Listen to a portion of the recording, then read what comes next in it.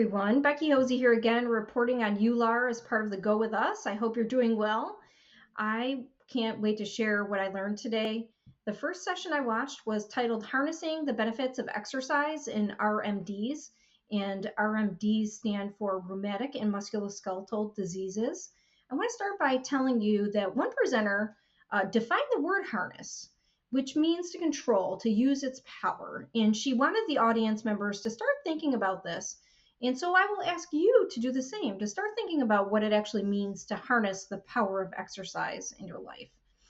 Exercise is a powerful tool in RMDs that has been shown to reduce pain, fatigue, depression, and improve the quality of life. I can say that as an RMD sufferer myself, there are days when I don't know how I will function with everyday activities, never mind putting my body through exertion. But in most cases, if I just will myself to go for a walk, do some yoga, Tai Chi, or whatever I choose, I do feel better afterwards. And there are days, of course, when my body says, nope, absolutely not today. And I try again tomorrow. And I'm sure you may have similar things as well with this. But a key take home from this presentation was that while there was no one specific exercise type right for everyone, nothing's really off limits. Even high intensity cardio, the presenters cautioned that the exercise plan should be tailored to the individual need, obviously taking into account their specific health issues. So of course, speak to your health provider before starting any exercise routine. Always be safe, okay? There was an interesting study about the severe functional limitations in RA and how those folks did really well. Great outcomes with regular exercise. Another study about RA showed drastic improvement of cardiovascular health with no evidence of increased disease activity. So sometimes, like myself, I worry that I may go into a flare, but really in this case, and actually all the studies that were shown today, they did not note any increased disease activity. So just keep that in mind. Common barriers to exercise were mostly related to insecurities. This was such an interesting presentation. Individuals lacking confidence, not believing in themselves, their own capabilities, having self-doubt about what they could do physically. These were the real barriers to exercising. And this presenter was fascinating to listen to, as she said that many times in a busy clinic, these issues are not addressed, but they should be.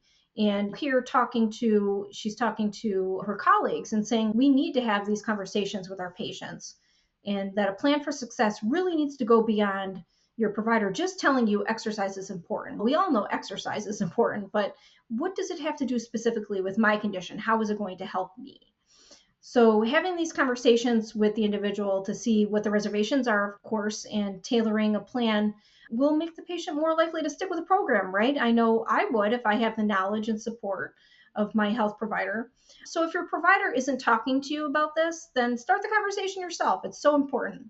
Another study on longstanding exercise therapy in people with axial spondyloarthritis and severe functional limitations was so interesting and shown to be safe, effective, that exercise was shown to be safe and effective, and especially improved quality of life. There were 0 serious or what we call adverse events related to exercise.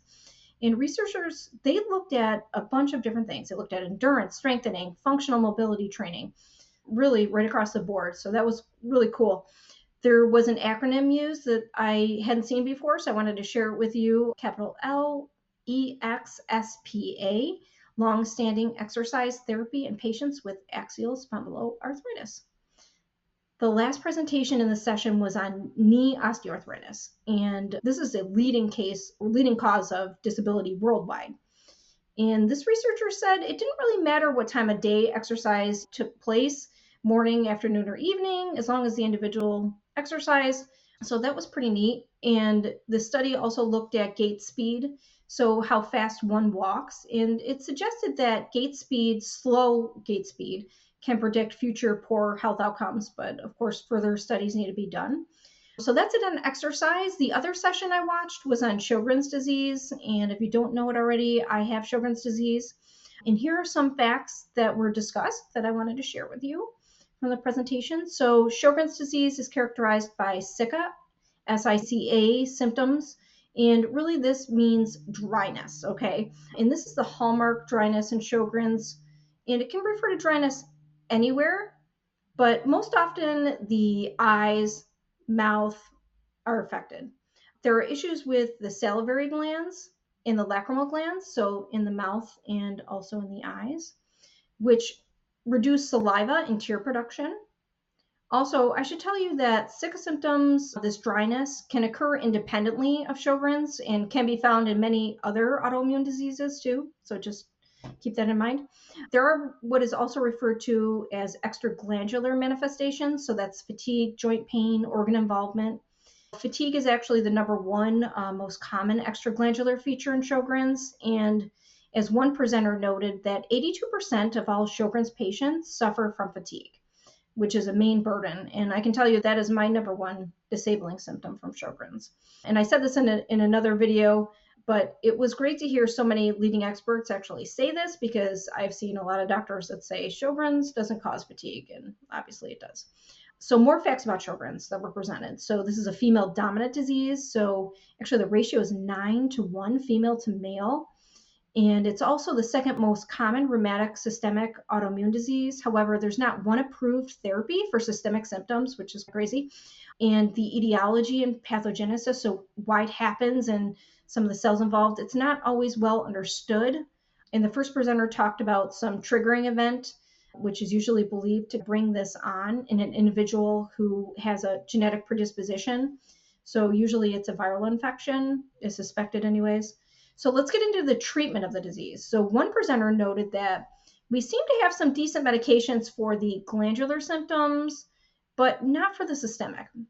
So hydroxychloroquine, a well-known DMARD, so which stands for disease-modifying anti-rheumatic drug, is still what one presenter referred to as the workhorse in Sjogren. But there are many new medications in later clinical trials in later phases. So it's very exciting. And once approved, these medications would be the first biologics, the first real approved therapies for systemic Sjogren's.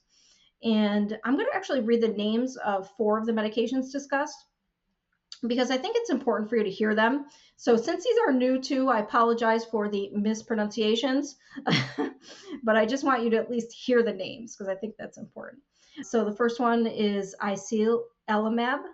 The second one is, I love the abbreviation of this one. It's DAZ, D-A-Z, okay? But it's pronounced Dazodalibep, or DAZ, right? So we'll go with DAZ. The next one is Enalimab. And the last one is Remibrutinib. All right, so that way you've at least heard them, okay? So these new medications in trials all have shown excellent variation from the placebo, which is a really big deal, because we want to see variation, right? So if we give a sugar placebo drug, right, to a person, and then we give the real drug and there's not much change, then obviously we know that's not really a good effective drug, okay? So, and we've seen that in other biologics that are used for like rheumatoid arthritis, that are used for lupus, that when we tested it in Sjogren's, it didn't seem to make a difference. As one presenter said, the future is very bright, and I do believe that's true.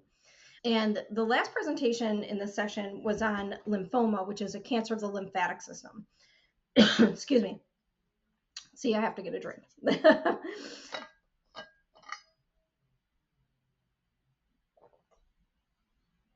The dryness.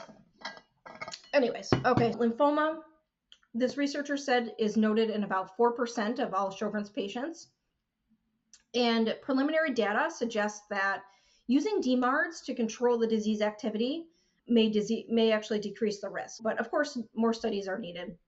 That's it for today. Thanks for watching, and I look forward to reporting more tomorrow, and I hope you're all well. Bye-bye.